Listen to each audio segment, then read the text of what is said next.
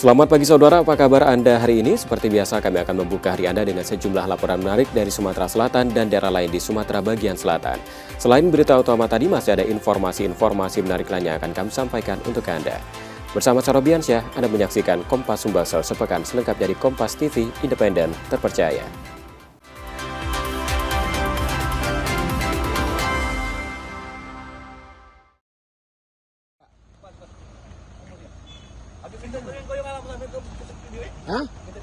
Panik saat dihadang polisi, dua pelaku pencurian motor terjatuh dari kendaraan hasil curian yang hendak dibawa kabur. Mereka kemudian dibawa ke Polsek Muara Kelingi Musirawas. Keduanya diketahui merupakan spesialis curanmor yang kerap beraksi di berbagai lokasi. Terakhir, mereka mencuri motor milik pengunjung masjid yang tengah beristirahat dan aksi itu terekam kamera pengawas. Berdasarkan rekaman tersebut, polisi menangkap dua pelaku, sementara satu rekannya masih buron. Mereka disebut kerap merusak kunci kontak untuk memuluskan aksinya. Kejadian itu sekitar pukul 1 malam, dia mampir ke masjid, istirahat, maksudnya buang air kencing, buang air kecil. Ketika dia mau kembali ke motornya, motornya sudah tidak ada lagi. Dan terlihat di CCTV, pelaku mengambil kendaraan itu. Setelah korban merasa kehilangan kendaraannya, dia melaporkanlah ke Polsek Muara Kelingi. Setelah LP diterima, anggota Polsek Muara Kelingi, Satreskrim Polsek Muara Kelingi melakukan penyelidikan dan didapatkanlah informasi bahwasannya pelaku ini membawa kendaraannya ke arah Desa Bingin Jumut. Dilakukanlah penangkapan dan kedua tersangka berhasil diamankan. Polisi kini mendalami lokasi sasaran lain serta dugaan keterlibatan penadah. Kedua pelaku terancam hukuman hingga 7 tahun penjara. Reski Oktora, Mukelas Diferensial, Kompas TV, Palembang, Sumatera Selatan. Memang malingnya nih.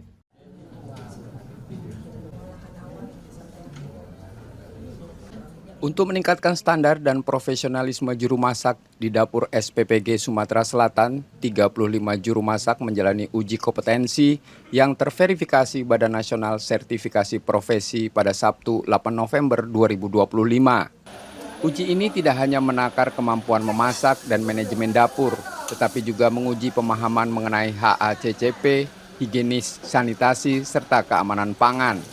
Mereka punya tanggung jawab yang luar biasa dan dapat bertanggung jawab terhadap potensi dan kompetensi yang mereka miliki dan bisa memberikan dan menyajikan makanan-makanan yang sehat untuk anak-anak bangsa.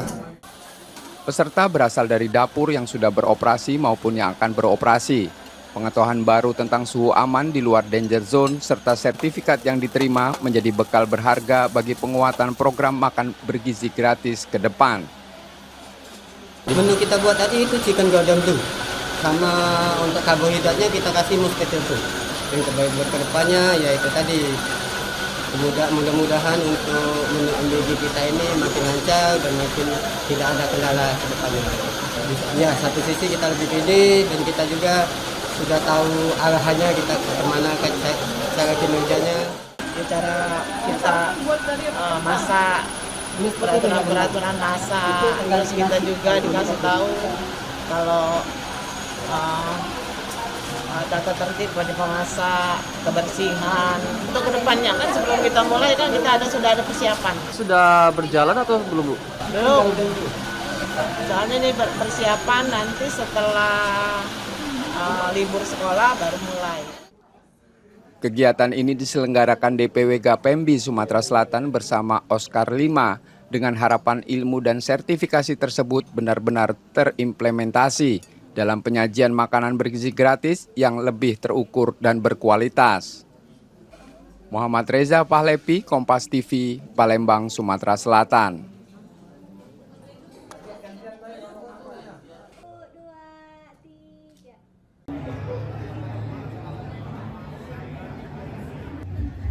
Festival Literasi Sumatera Selatan digelar selama 3 hari 6-8 November 2025 di Asrama Haji Palembang.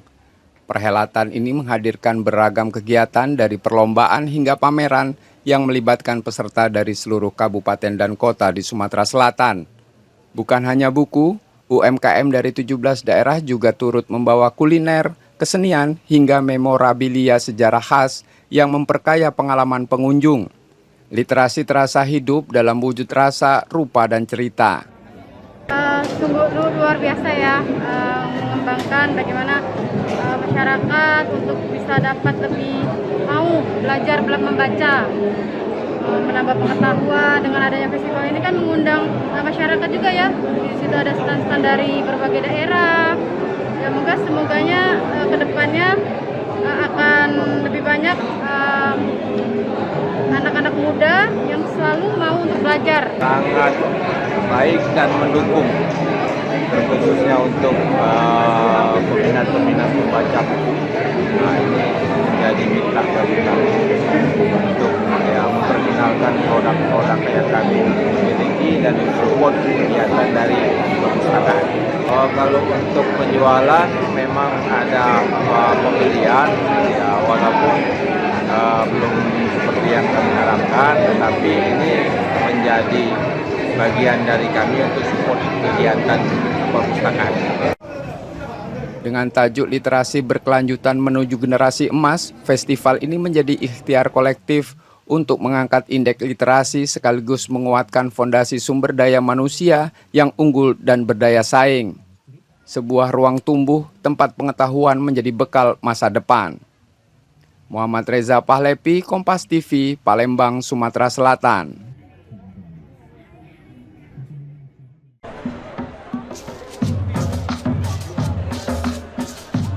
Sumatera Selatan menyimpan ragam rumah tradisional yang merefleksikan kekayaan budaya dan pengetahuan lokal dari banyak suku.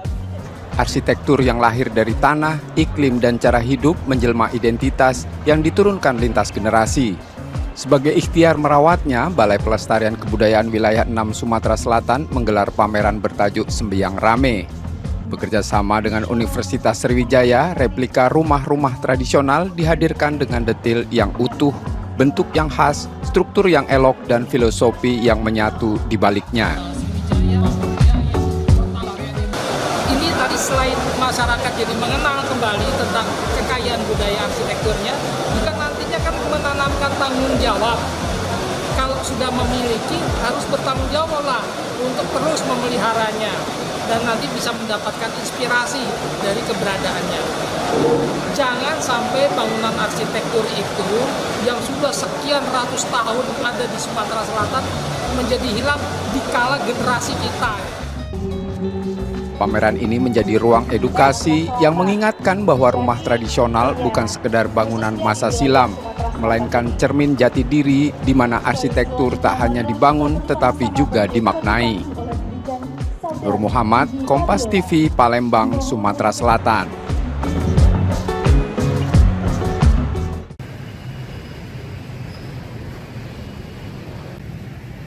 Bangunan tua di Jalan Merdeka Palembang ini berdiri dalam luka waktu. Ia pernah menjadi saksi heroik pertempuran 5 hari 5 malam ketika rakyat Palembang melawan agresi militer Belanda pada Januari 1947. Kini fasadnya retak, struktur melemah dan bagian dalamnya nyaris roboh. Dulu, gedung milik pahlawan nasional Akagani ini menjadi ruang pertemuan para pejuang. Pernah pula disinggahi Presiden Soekarno. Seharusnya ia bisa menjadi pusat edukasi sejarah, ikon kota sekaligus destinasi wisata. Namun yang tersisa hari ini justru keterabaian. Dulu berada awalnya di Gaya Baru kalau sekarang, di daerah situ, kemudian dipindahkan ketika pembangunan Gaya Baru Dep Store itu. Kami dari TACB sangat menyayangkan kalau itu hanya dibiarkan rusak atau hancur. Itu sangat penting buat kita karena ada nilai historis yang cukup tinggi. Sayang kalau rumah itu diabaikan dan rusak. Kalau sekarang sudah 50%, mungkin nanti jadi 0%. Nah itu sangat, kita akan kehilangan data sejarah. TACB Palembang mendorong Pemkot untuk segera merevitalisasi gedung bersejarah yang telah menjadi aset daerah itu. Tidak hanya memulihkan fisiknya, tapi juga menghidupkan kembali fungsi sebagai ruang belajar sejarah bagi generasi muda. Dinas Pariwisata tentunya berharap semua yang memiliki nilai sejarah, yang memiliki potensi wisata, hendaknya kita sama-sama pelihara, kita lestarikan sebagai peninggalan sejarah dan juga memiliki potensi untuk dapat dikunjungi para wisatawan baik dalam maupun mancanegara. Jadi harusnya juga harus dikembangkan, tidak hanya bentuk rumah seperti itu, juga kita bisa menjelaskan isinya di mana, apa seperti apa gitu. Peristiwa Perang 5 Hari 5 Malam bukan sekedar catatan di buku pelajaran. Ia adalah denyut perjuangan. Dan bangunan ini bukan sekedar bangunan tua, melainkan simbol pengorbanan, darah, dan air mata para pendahulu negeri. Muhammad Reza Fahlepi, Kompas TV, Palembang, Sumatera Selatan.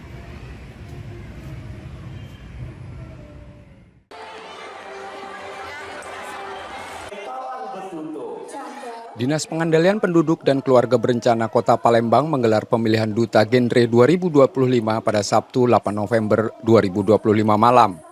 Ajang pencarian remaja teladan ini berlangsung di sebuah gedung serbaguna di kawasan Jakabaring dengan tajuk Moonlight of Glory Sriwijaya. Duta Genre lahir bukan hanya untuk menjadi simbol, tapi agen perubahan. Mereka diharapkan mampu mengajak teman sebaya hidup lebih sehat, berencana dan mempersiapkan masa depan yang berkualitas. Edukasi tentang perencanaan keluarga, kesehatan reproduksi, hingga pencegahan resiko pernikahan dini, narkoba, dan seks bebas menjadi fokus gerakannya.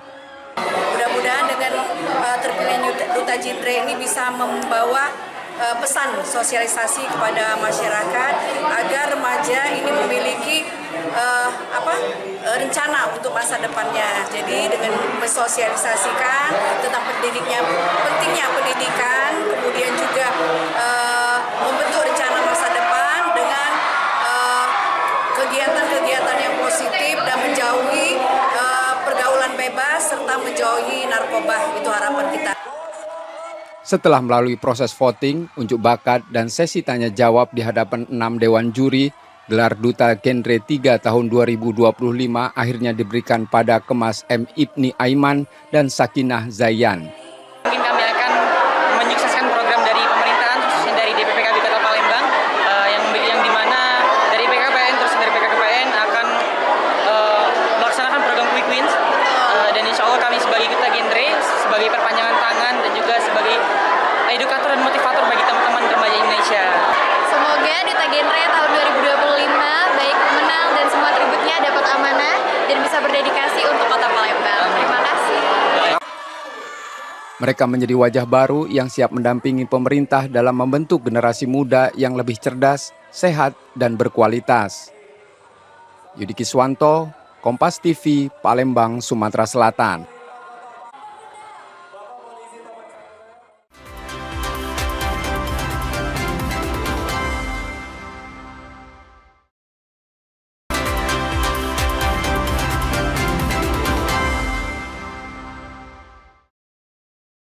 Jangan bergerak ya, kau jangan kemana-mana. Pelarian pelaku pembunuhan anak tiri di Kecamatan Karangtinggi akhirnya terhenti di tengah kawasan hutan Bengkulu Tengah. Ia diringkus polisi tanpa perlawanan dengan kondisi lemas setelah berupaya kabur dan tak makan selama 2 hari. Polisi mengungkap motif pembunuhan dilakukan pelaku karena tak terima dengan perilaku korban terhadap ibu kandungnya yang tak sopan. Peristiwa bermula saat istri pelaku menasihati anaknya untuk berusaha mencari pekerjaan. Nasihat sang ibu justru menyulut emosi korban hingga terjadi keributan. Pelaku kemudian berupaya menenangkan situasi. Namun, emosi korban makin memuncak dan menyerang pelaku menggunakan cangkul hingga terjadi perkelahian dan menyebabkan korban meninggal dunia. Korban merasa tersinggung atas perkataan dari istri tersangka, sehingga menimbulkan selisih paham antara korban dengan istri tersangka. Mendengar keributan antara istri tersangka dengan korban, tersangka Sabandi dalam hal ini adalah ayah tiri korban. Sejumlah barang bukti seperti senjata tajam dan cangkul disita sebagai barang bukti. Bayazir Al-Raihan, Kompas TV, Bengkulu.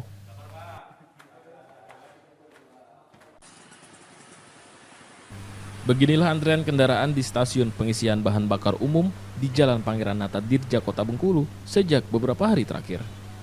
Kendaraan roda 2 maupun roda 4 mengantri panjang untuk mendapatkan bahan bakar. Bahkan, pengendara rela antri cukup lama demi mendapatkan BBM karena BBM subsidi maupun non-subsidi di sejumlah SPBU kosong. Diakui pengendara, kondisi sulitnya mendapat BBM sudah terjadi sejak sepekan terakhir. Warga tak mengetahui penyebab antrian panjang tersebut karena sama sekali tak ada pemberitahuan. Dampaknya, aktivitas masyarakat menjadi terganggu karena harus menghabiskan waktu cukup lama untuk mengantri BBM. Setengah jam. Setengah jam baru dekat antrian ya Pak? Ini udah berapa hari kita ngerasain antrian panjang Pak? Udah seminggu. Udah seminggu ini ya Pak? Tahu nggak Pak kira-kira karena apa Pak? Nggak tahu. Yang jelas ekonomi rakyat berdampak. Terdampak ya Pak? Iya, orang tersita waktunya. Semoga yang pemerintah dan yang berwenang dengan antrian dengan BBM ini bisa cepat dikendalikan. Nggak ada. Jangan sampai antri panjang lagi kan. Ini udah kita cek di SPBU mana aja Pak antrian panjang lagi? KM 8. Panjang juga ya Pak? Belum ada, kosong. Kosong ya Pak? Oh, agak panjang. Panjang ya Pak, agak panjang ya Pak. Ini kalau bisa kan jangan sampai diulang lagi kan. Senada, pemerintah Provinsi Bengkulu belum mengetahui pasti penyebab antrian panjang kendaraan di SPBU. Pemda akan berkoordinasi dengan pihak Pertamina agar kondisi ini segera normal. Ya, kepada Pertamina mengapa demikian. Kalau dari segi masalah Pulau Bayi saya rasa tidak lagi ada pengaruh situ ya. Tapi apa masalah menjadi kendala oleh Pertamina nanti kami akan koordinasikan secepat mungkin. Ini pasti masalah transportasi yang mungkin yang terkendala. Tapi nanti kami akan hubungi Pertamina untuk mengambil langkah-langkah percepatan kebutuhan daripada masyarakat. Sementara itu, masyarakat diminta untuk tidak panik dan membeli BBM sesuai kebutuhan. Bayazir Al-Raihan, Kompas TV, Bengkulu.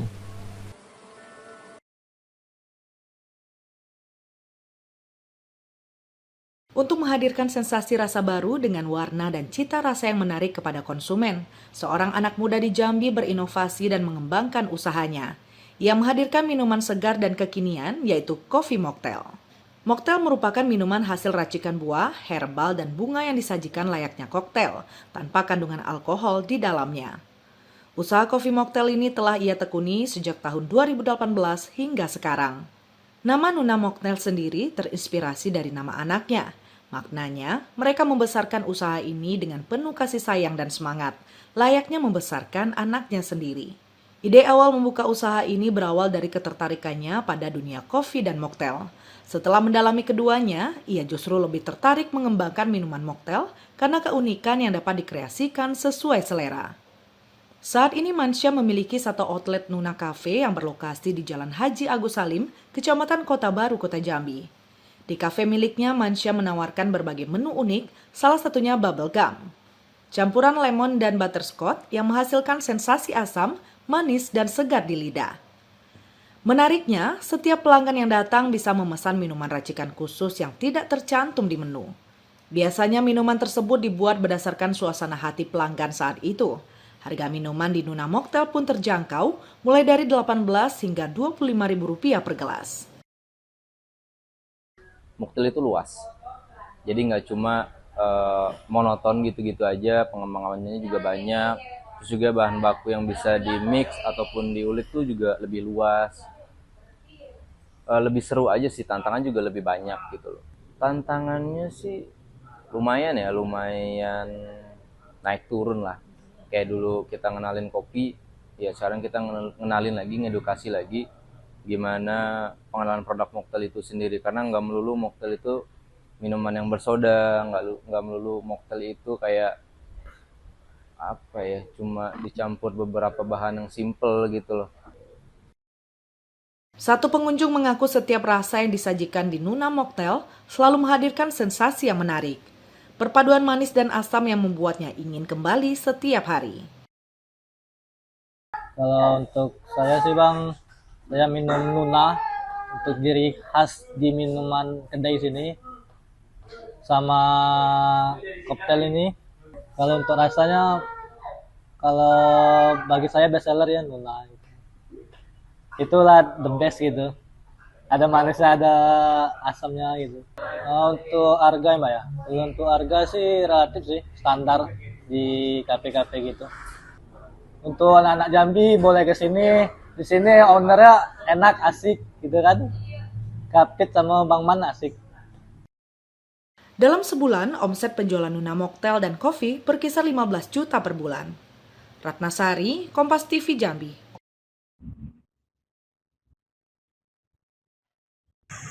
Sejumlah bangunan warga Gunung Sugih, Lampung Tengah, Lampung porak-poranda setelah diterjang angin puting beliung yang terjadi pada Rabu lalu. Sapuan puting beliung ini mengangkat banyak atap rumah warga hingga sejumlah pohon ikut tumbang. Warga mengatakan peristiwa terjadi di saat hujan deras disertai angin kencang. Warga yang panik berlindung di dalam rumah. Tadi itu pas kita lagi duduk-duduk di situ sama ibu, rame. Duduk di situ, kan ada yang nunggu sekolah, anaknya pulang sekolah kan SD, depan SD. Lagi duduk-duduk tiba-tiba angin, memang hujan jadi mendadak kok angin itu. Mendadak tuh angin muter sampai kenceng sekali angin. Ada anak kecil pun tadi, pertama ini keangkat dikit, bunyi. Kami langsung lari, nggak lama itu keangkat semua. Kami langsung masuk ke dalam sini. Panik ya Bu? Ya panik Pak. Panik banget. Dampak angin puting beliung ini juga merusak salah satu sekolah di wilayah setempat. Atap ruang kelas rusak karena terangkat sapuan angin yang begitu kencang. Kencang tadi anginnya, kencang betul. Saya juga takut betul, kayak puting beliung gitu. Muter gitu Pak. Gitu. Saya juga keluar rumah takut ke sana sih. Orang-orang sini pada menjerit-jerit juga. Yang rusak berapa kelas nih Pak? Nah, untuk sementara hanya ini aja, terus sampai rumah itu ada lepas satu yang ini tuh, yang kalau kejadian kemarin. Jadi 2 bangunan ya Pak ya? Iya.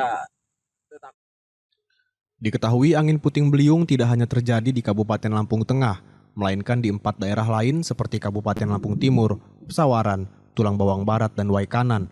Dengan jumlah kerusakan mencapai ratusan rumah serta fasilitas umum lainnya. Alam pun tak merestui ya Pak? Roma Friaidam, Kompas TV, Lampung.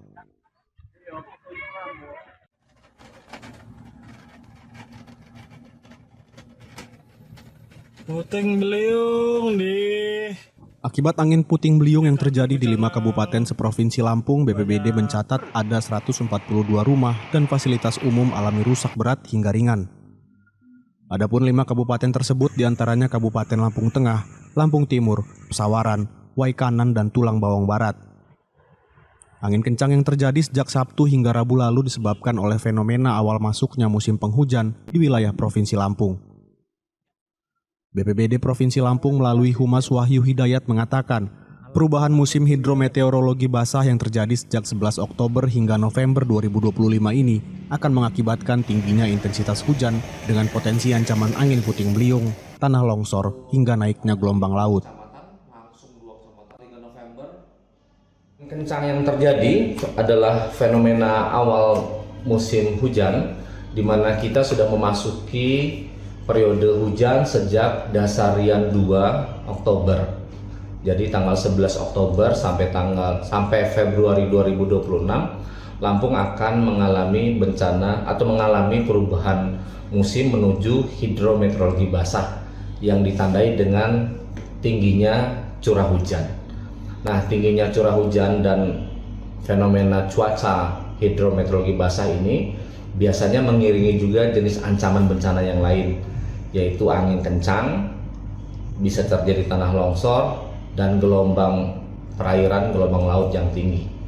Secara umum, bencana hidrometeorologi bisa terjadi di mana-mana. Jadi, Provinsi Lampung secara umum terancam ya. Secara umum, Provinsi Lampung terancam oleh bencana hidrometeorologi basah. Tapi untuk perairan yang mengalami gelombang tinggi, kita patut waspadai di sepanjang pesisir pantai kita, terutama pantai-pantai yang melayani penyeberangan seperti Bakauheni dan dermaga-dermaga milik masyarakat lain, misalnya di dermaga Canti, misalnya di Raja Basa Lampung Selatan, atau dermaga-dermaga penyeberangan lain yang dikelola oleh pihak swasta dan masyarakat. Itu semua. Di tengah perubahan cuaca ekstrim ini, warga khususnya yang tinggal di kawasan pesisir Lampung harus lebih waspada dengan ancaman gelombang tinggi laut yang sewaktu-waktu bisa terjadi. Roma Friaidam, Kompas TV, Lampung.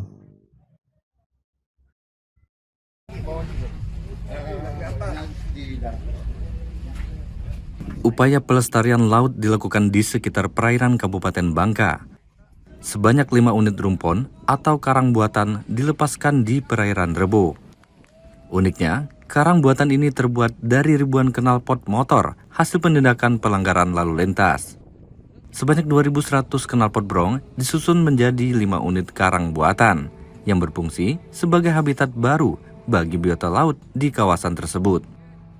Satu persatu karang buatan pun diturunkan ke dasar laut menggunakan kapal kren di perairan Rebo. Selain untuk habitat baru bagi hewan laut, hal ini juga membantu menjaga kelestarian laut sekaligus memanfaatkan barang sitaan agar lebih bermanfaat bagi lingkungan. Rumpon ini yang kemarin hasil dari kita penertiban knalpot brong. Ya kan biarpun dia mungkin kurang ini coba kita jadikan supaya bermanfaat. Makanya kita kumpulkan setelah kita urus semuanya. Hasilnya jadi bisa, nah daripada mubazir, saya coba ke lautan sudah kita koordinasi sama yang terkait bahwa knalpot brong itu bisa kita jadikan rumpon untuk supaya bisa jadi karang baru dan ikannya makin banyak di sini. Air lautnya bisa jadi jernih. Diharapkan dengan adanya pelepasan rumpon ini dapat meningkatkan populasi ikan dan menjaga keseimbangan laut Bangka Belitung dan juga berdampak positif bagi masyarakat pesisir. Nanda Ardiansah, Kompas TV, Pangkal Pinang, Kepulauan Bangka Belitung.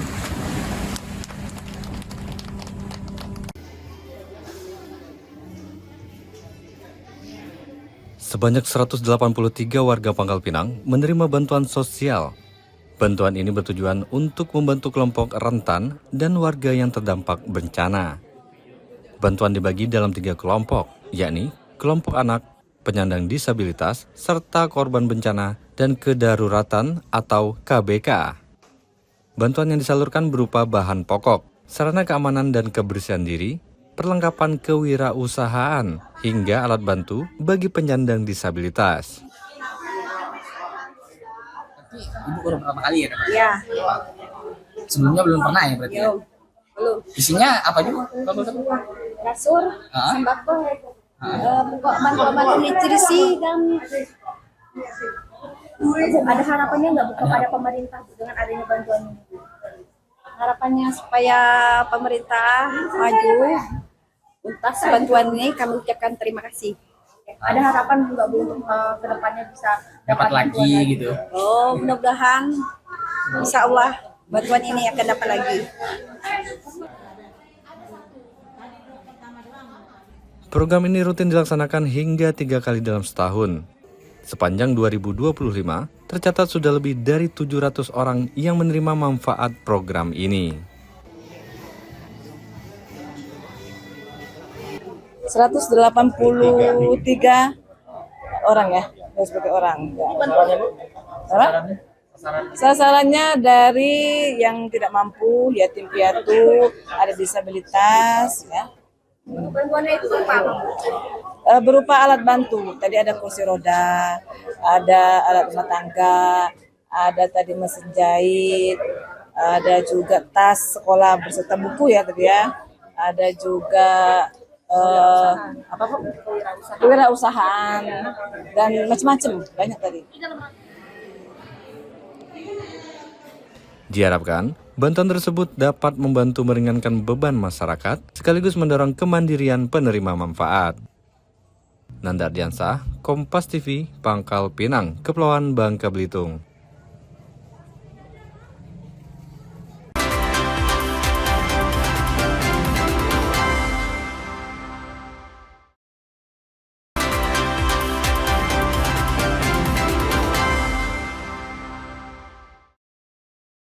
Ingin pamit undur diri dari kepengurusan Sriwijaya FC. Wakil Presiden Klub Sriwijaya FC, Muhammad David, mengumumkan pengunduran dirinya melalui media sosial pribadi usai laga terakhir putaran pertama kompetisi Championship musim ini. Manajemen PT SOM pun menegaskan bahwa David resmi mundur dari jabatannya yang kemudian diikuti Direktur Olahraga Anggoro Prajesta. Nggak tahu ya, kalau dari kita lihat tadi dia kan sedih, nangis juga sempat kan. Ya mungkin itu bisa dikategorikan mundur kan.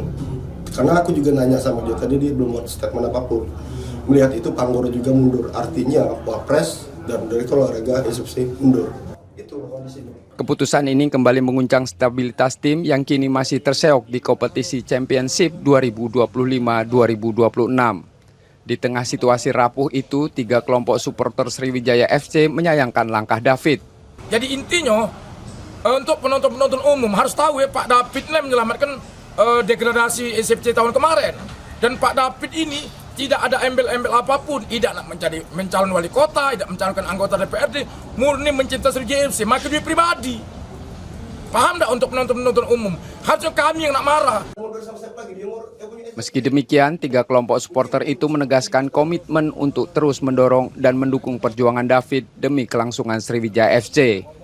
Nur Muhammad, Kompas TV, Palembang, Sumatera Selatan.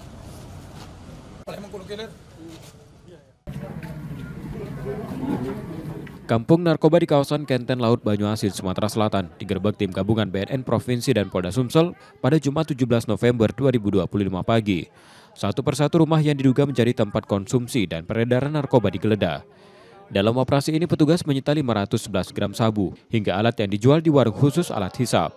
Sebanyak 22 orang yang terindikasi terlibat penyalahgunaan dan peredaran narkoba turut ditangkap. Kawasan ini menjadi sasaran penggerebekan karena banyak laporan terkait maraknya peredaran narkoba di 8 titik di wilayah tersebut. Ditemukan barang bukti masing-masing, baik narkotika, barang bukti narkotika maupun non-narkotika.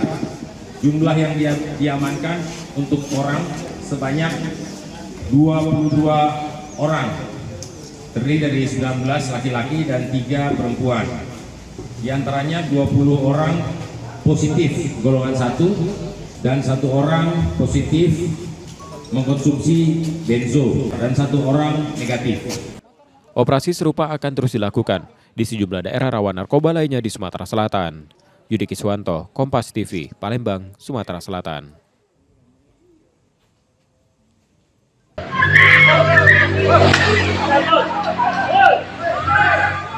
Video siaran langsung dari media sosial, juru parkir merekam pelaku jambret melaju kencang menggunakan sepeda motor. Ia kabur dari kejaran warga usai merampas kalung emas milik seorang ibu rumah tangga. Peristiwa terjadi di Jalan TP Rustam Effendi 17 Ilir Timur 1 Palembang. Korban saat itu baru pulang berbelanja dan hendak memasukkan barang ke dalam mobil. Ketika pelaku tiba dan langsung menarik kalung emas seberat 6,7 gram dari lehernya. Lagi live TikTok, lagi live, terus sambilan nyago kan. Nah, tapi itu di sini kami lagi ngobrol di situ sama kawan yang Adi tadi. Mungkin kamu tahu Adi tadi kan? Nah, ngobrol. Aku pikir aku tadi kawan dia penesan. Kami diam dulu. Dia tuh lembet pak motor, tidak ngebut. Pas lah dapat kalung baru ngebut dianya. Aku pakai apa? Anuan handset yang kotak apa? Hitam kan, kebabit ke kepala dia tuh. Di situ nah ada hampir campak kan, karena ada budak dengan ke tiang. Dewean berdua kan? Dewean. Oh, dia yang diambilnya itu kak? Kalung atau cece itu satu suku. Kalung emas kan? Iya. Kan ada buktinya kan, kok ngomong bapak suku, aku ngomong kan sesuku kan, aku tanya kan. Itu cece itu luka kak? Luka di sini no, banyak. Karena dia tegeret. Oh, tegeret. Iya, dia nyerit-nyerit. Korban terjatuh hingga mengalami luka di tangan dan kaki. Setelah kejadian, korban melapor ke polisi. Reski Oktora, Muklas Diferensial, Kompas TV, Palembang, Sumatera Selatan.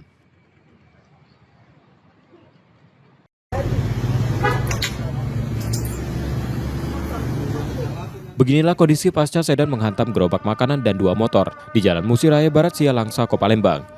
Gerobak tampak hancur, makanan berserakan dan 2 motor rusak. Sebelum menabrak gerobak, sedan lebih dulu menyenggol 2 motor milik pembeli yang terparkir di depan gerobak. Saat kejadian 3 pembeli tengah makan, 1 orang mengalami luka. Kapan ini ngantuk bunyinya tadi? Tetumbur mobil itu tetumbur gerobak. Iya, tetumbur gerobak. Yalah nomor muda ini tadi yang makan tadi. Di sini motor tadi itu. Motor duluan. Oh, motor duluan. Motor duluan baru gerobak ini posisinya. Ada berapa motor tadi kak? Ada 2. Ada 2. Yang dikumpurin tadi itu. Kalau untuk korban ada berapa pak? Korban tadi ada 3. Iya. Cuman ibu-ibu sama yang laki tadi itu kurang tahu posisinya tadi. Masih sehat-sehat tadi kan. Tapi yang masih kok tadi itu ininya luko, ininya bencel tadi. Iya, yang si kok luko ini sama makan modal juga? Iya, lagi makan modal juga. Yang jualan model mana? Yang jualan model apa aja gitu ada. Mobil dikendarai seorang wanita yang mengaku mengantuk. Setelah insiden, pengemudi, pemilik gerobak, dan korban sepakat melakukan mediasi terkait ganti rugi. Reski Oktora, Muklas Diferensial, Kompas TV, Palembang, Sumatera Selatan.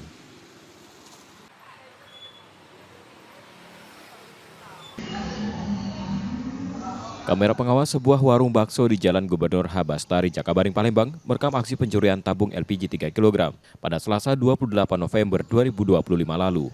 Pelaku datang dengan mengenakan hoodie lalu berpura-pura menuju toilet. Namun bukan ke toilet, pelaku justru mengambil tabung gas dan memasukkannya ke dalam karung yang sudah ia siapkan.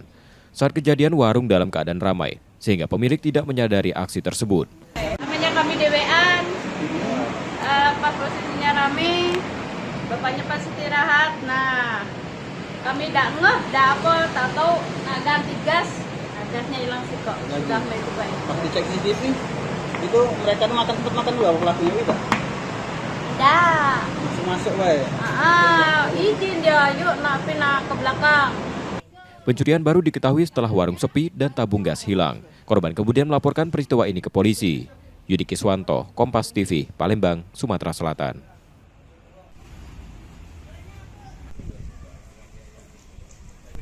Pemerintah Kota Palembang membawa F, siswa SD yang matanya memerah dan lebam, ke rumah sakit untuk mendapat perawatan. Tim dokter telah memeriksa mata dan mengambil sampel darah untuk memastikan penyebab kondisi tersebut. Hasilnya baru akan keluar sekitar 1 minggu. Sementara fokus rumah sakit saat ini adalah proses penyembuhan. Semaksimal mungkin, rumah sakit akan semaksimal mungkin untuk kesembuhan adik Fatia. Ini sendiri dokter yang menangani, berapa tim dokter dari bidang apa aja? Untuk sekarang DPJP-nya itu DPJP spesialis anak. Cuman kami memang untuk DPJP spesialis anak itu bisa berkoordinasi dengan bidang dokter-dokter lain yang diperlukan. Seperti memang ada dokter mata, ada juga mungkin kalau diperlukan kami juga akan konsultasi dengan dokter psikolog. Keluarga sudah melapor ke Polrestabes Palembang karena menduga ada kekerasan di sekolah. Untuk saat ini Fatianya masih lemes Kak, karena belum mau makan. Cuman bantuan dari infus saja kan. Kalau dikasih makan juga paling suap udah nggak mau makan lagi. Sudah dapat hasil pemeriksaan medisnya, sudah dapat gara-gara apa matanya merah? Kurang lebih 1 minggu kata dokter bakal keluar. Kita belum bisa pastiin Kak, karena kita nggak ada bukti, kedua kita nggak ada saksi dan belum ada, jadi kita nggak bisa asal tuduh gitu. Paling nanti tunggu hasil pemeriksaan aja. Hasil visum. Untuk saat ini masih butuh rawat inap karena masih lemes badannya. Sudah buat laporan polisi kan? Sudah. Polisi telah menerima laporan tersebut dan sudah memeriksa 4 saksi. Betul bahwa Polrestabes Palembang telah menerima laporan pengaduan mengenai masalah ada dugaan penganiayaan terhadap anak, ya, dan saat ini kita masih melakukan proses penyelidikan. Untuk saat ini sudah ada 4 saksi yang kita periksa, baik dari pihak sekolah maupun dari puskesmas. Penyidik masih menunggu hasil pemeriksaan medis sebagai bahan untuk menentukan langkah lanjutan. Yudi Kiswanto, Kompas TV, Palembang, Sumatera Selatan.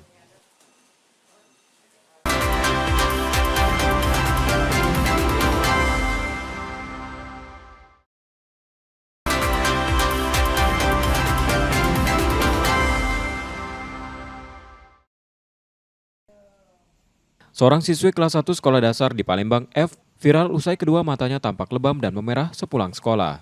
Dugaan kekerasan mencuat dan menyebar di media sosial. Pihak sekolah membantah adanya penganiayaan. Mereka memastikan tidak ada guru yang melakukan tindakan kekerasan, termasuk dugaan pukulan dengan benda tumpul. Wali muridnya mengirim surat bahwa anak ini atas nama Fatia tidak bisa masuk sekolah, disertakan surat keterangan dari dokter tadi istirahat 3 hari. Jadi kami pastikan kalau dari pihak sekolah tidak ada sama sekali tindak kekerasan, apalagi pakai benda tumpul ataupun benda tajam. Jadi kita pastikan itu di luar sekolah, Pak. Kurang tahu juga, Mas, apakah itu di luar sekolah ataupun memang di sekolah. Yang jelas anak ini pada saat datang itu sudah ada titik merah, sedikit, belum menyebar. Seperti sekarang ini diberitakan. FK menjalani perawatan di rumah sakit. UPTD PPA Kota Palembang melakukan pendampingan, sementara keluarga masih menunggu penjelasan medis terkait kondisi mata anak mereka. Kalau dugaan kami belum juga bisa menyampaikan karena kami dari UPTD PPA sekarang masih mendampingi adik Fathia ini dalam hal pemulihan konseling psikologi dari adik Fathia itu sendiri. Untuk penyebabnya kami belum bisa berasumsi. Jadi dokter tadi menyarankan apa Bu kata Ibu? So rawat sini. Kalau untuk matanya apa kata dokter tadi Bu? Belum tahu ya. Tapi sarannya untuk dirawat inap gitu Bu ya. Kasus yang terjadi pada 27 Oktober lalu ini juga mendapat perhatian Wali Kota Palembang yang telah menemui kedua belah pihak untuk menggali keterangan dan penjelasan. Muhammad Reza Pahlevi, Kompas TV, Palembang, Sumatera Selatan. Ini yang itu, ini yang ini, macam-macam.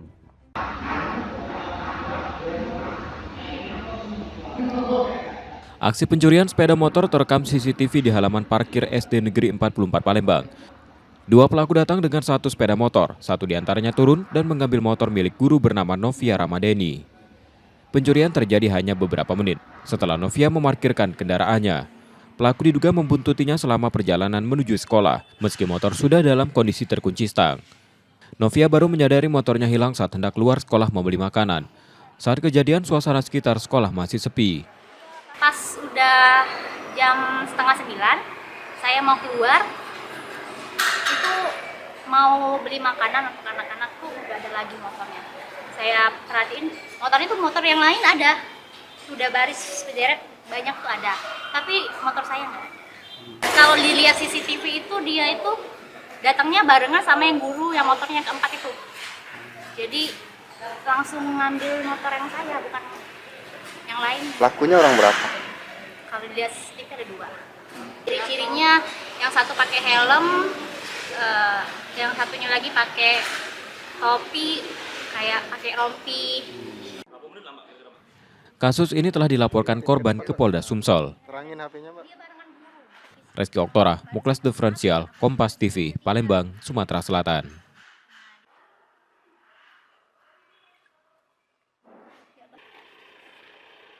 Hari ke-7 operasi Sikat Musi kedua 2025, Polda Sumsel kembali mengamankan 2 pemalak di sejumlah titik di Palembang. Pelaku bernama Nesta Arnado ditangkap di kawasan Puntikayu, sementara Sastra diringkus di Jalan Alam Syah Ratu Prawira Negara. Keduanya beraksi dengan memalak pengendara yang melintas, bahkan kerap mengancam korban saat diminta uang. Aksi mereka terakhir direkam warga hingga viral di media sosial. Adanya pungli di daerah putaran Puntikayu yang viral di media sosial pada hari Jumat mengamankan satu orang pelaku dengan barang bukti Rp18.000, juga melakukan patroli di Musi 2 dan berhasil mengamankan satu orang terduga pelaku dengan barang bukti uang sebesar Rp46.000. 2 pelaku akan menjalani proses tindak pidana ringan sesuai hukum untuk memberikan efek jera. Operasi masih akan berlanjut 15 hari ke depan, menindaklanjuti banyaknya laporan warga terkait aksi pungli dan pemalakan. Reski Oktora, Muklas Diferensial, Kompas TV, Palembang, Sumatera Selatan.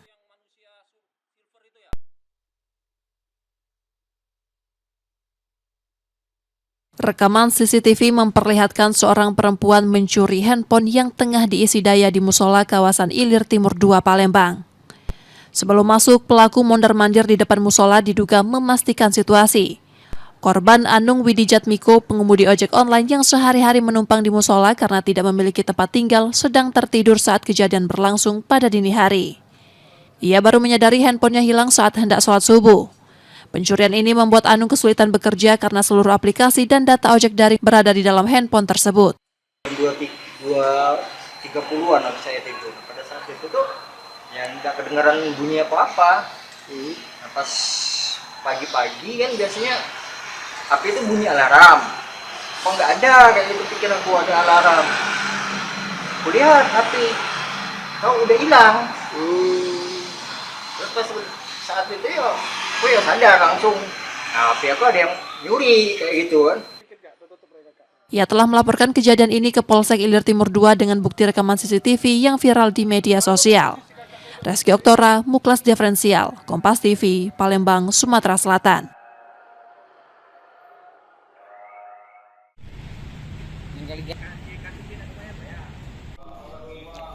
Nasib malang dialami Adi, pedagang kaligrafi keliling di Palembang. Ia diduga dikeroyok 7 orang dari satu keluarga hingga terluka. Adi melaporkan peristiwa itu ke Polrestabes Palembang pada 4 November 2025 sore. Peristiwa bermula ketika Adi berjualan keliling pada Senin sore. Saat tiba di sebuah rumah makan di Jalan Gubernur Haji Bastari, tepat di samping Mapolrestabes Palembang, ia tiba-tiba dihadang dan dianiaya dengan pipa besi sambil dituduh memecahkan kaca etalase rumah makan tersebut. Uang 7. Itu satu keluarga? Keluarga. Itu gara-gara apa? Gara-gara aku jualan. Agak masalah. Aku nih jualan tali garapi, aku lewat sekitar jam lepas maghrib. Aku di fitnahnya mecahin kacau rumah makan dia. Jadi aku digebuknya pakai pipa besi. Tangan, leher, dada, sudah turaya. Akibat aksi kekerasan itu, tubuh Adi mengalami luka di beberapa bagian, sementara dagangan kaligrafinya rusak. Untuk yang dari Bapak tadi melaporkan kemarin pada saat maghrib dikeroyok oleh beberapa orang, kemudian sekarang sedang membuat laporan di SPKT Polrestabes Palembang. Kalau hasil pemeriksaan itu gara-gara apa? Untuk pemeriksaan kemarin dikeroyok beberapa orang, tapi sedang dilakukan penyelidikan lebih lanjut oleh Reskrim Polrestabes Palembang. Laporan ini telah diterima petugas dan kini masih ditangani penyidik Satreskrim Polrestabes Palembang. Yudi Kiswanto, Kompas TV, Palembang, Sumatera Selatan.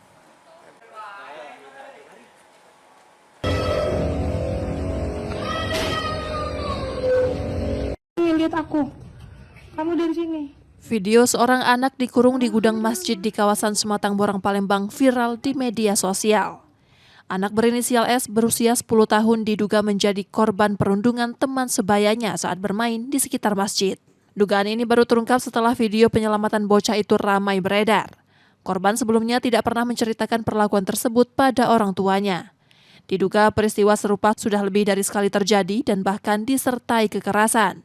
Kita masih menunggu itikat baik seperti apa, karena dari pihak Polres juga akan lagi berembuk lah.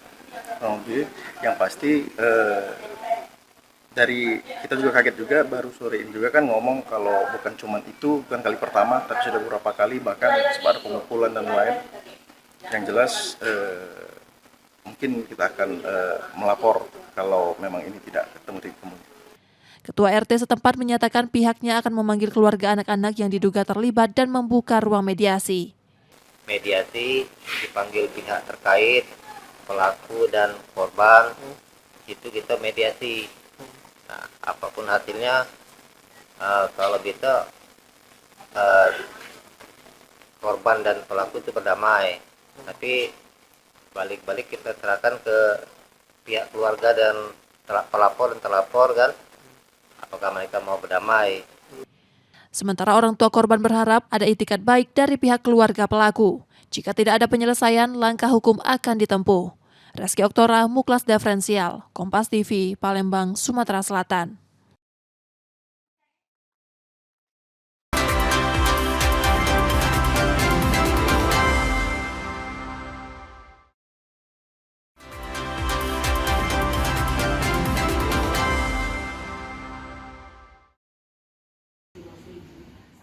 Misteri penyebab mata memerah dan lebam yang dialami siswi SD di Palembang mulai menemukan titik terang.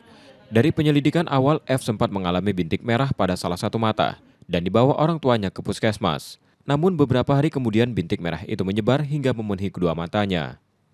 Polisi mendapatkan informasi bahwa F mengidap batuk rejan dalam 1 bulan terakhir.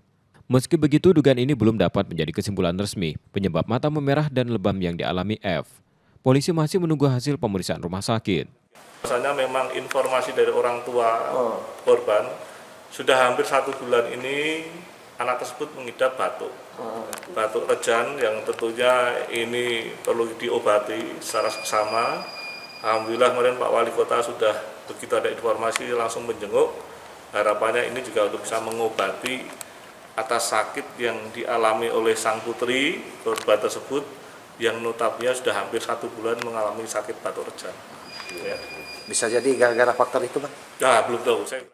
Hingga kini penyidik terus bekerja secara maraton untuk mengungkap peristiwa ini secara terang benderang. Yudi Kiswanto, Kompas TV, Palembang, Sumatera Selatan.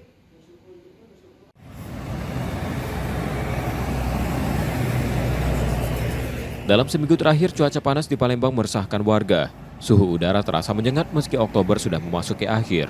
Kondisi ini dipicu gerak semu matahari yang bergeser ke belahan bumi selatan, sehingga wilayah Sumsel menerima paparan sinar jauh lebih maksimal.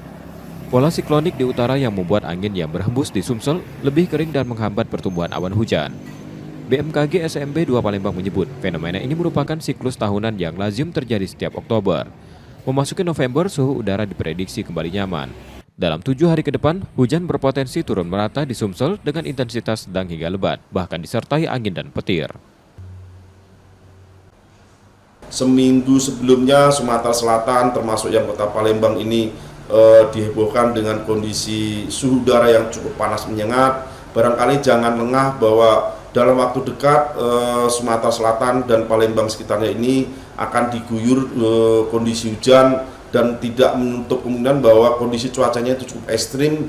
Salah satunya adalah adanya potensi hujan dengan intensitas sedang hingga lebat, bahkan diikuti dengan sambaran petir maupun hembusan angin kencang, bahkan beberapa daerah khususnya di dataran tinggi ini berpotensi adanya hujan es. Pemanasan global hingga perubahan tata ruang kota turut memperkuat efek panas yang terasa di permukaan, meski pengamatan suhu maksimal masih berada di kisaran 36 derajat Celcius. Muhammad Reza Palevi, Kompas TV, Palembang, Sumatera Selatan.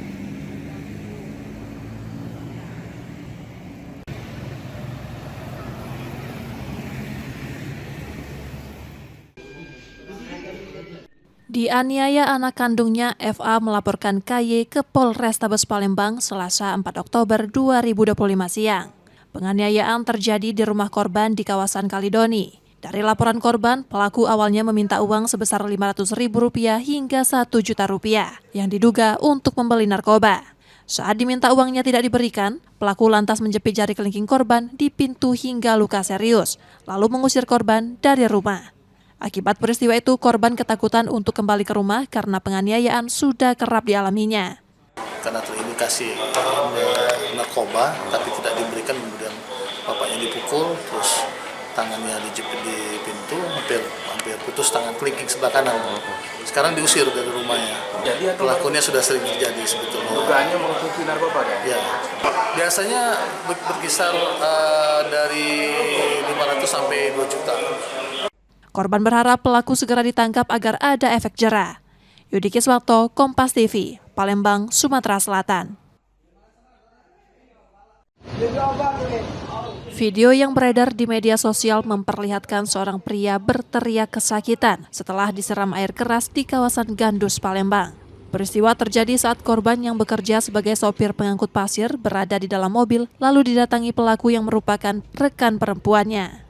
Akibat penyiraman air keras tersebut, korban mengalami luka bakar serius di tubuhnya. Warga yang melihat situasi itu langsung mengevakuasi korban ke klinik terdekat, sementara pelaku kabur dengan berjalan kaki. Saya tuh masih di jalan, dari jalan kan, Bibi itu datang ke Mamang itu kan, jadi Mamang itu tuh di Mamang kayaknya posisi Mamang masih dalam mobil. Nah pas kami datang posisi nggak kena siram itu, jadi kami kurang tahu pula soalnya kan, nggak kena siram kan di dalam mobil belum siram. Peristiwa ini diduga dipicu persoalan asmara. Kasus tersebut telah dilaporkan ke Polsek Gandus Palembang dan polisi melakukan olah TKP di lokasi kejadian. Reski Oktora, Muklas Diferensial, Kompas TV, Palembang, Sumatera Selatan.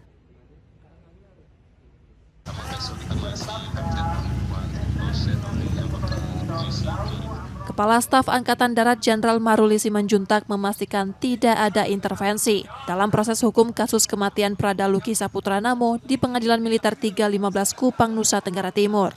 Kasus tersebut sudah disidangkan dan dipastikan tidak ada intervensi. Hal tersebut ditegaskan Kasat saat kunjungan kerja di Palembang pada Rabu 5 November 2025 petang. Kasat mengingatkan sidang merupakan tempat dipertanggungjawabkan bukti dan saksi dari satu perkara. Sidang memiliki prosedur sendiri, mulai tuntutan, pembuktian, putusan, hingga banding. Semua pihak menurut Kasat terkait hal tersebut mengikuti prosedur yang ada. Jika ada yang tidak puas dengan tuntutan atau putusan dalam persidangan dapat banding, begitu sebaliknya. Jadi semua itu kan ada sidangnya, ya ada yang itu sidang juga tidak bisa kita intervensi, ya sidang itu bagaimana bukti-bukti, saksi-saksi berarti dia harus bertanggung jawab, gitu. Kan ada prosedurnya kalau yang namanya menuntut, kalau dia tidak mendapatkan, tidak puas ya dia banding, itu kan ada prosedurnya. Kalau yang ini juga tidak terima terlalu berat, ya dia banding, itu memang hukum gitu, ya. Jadi kita juga nggak mungkin bisa ini suruh intervensi begini segala macam, nggak bisa seperti itu. Ya. Keterangan Kasat tersebut menanggapi dinamika proses hukum kematian Prada Luki. Purwantoro, Kompas TV, Palembang, Sumatera Selatan.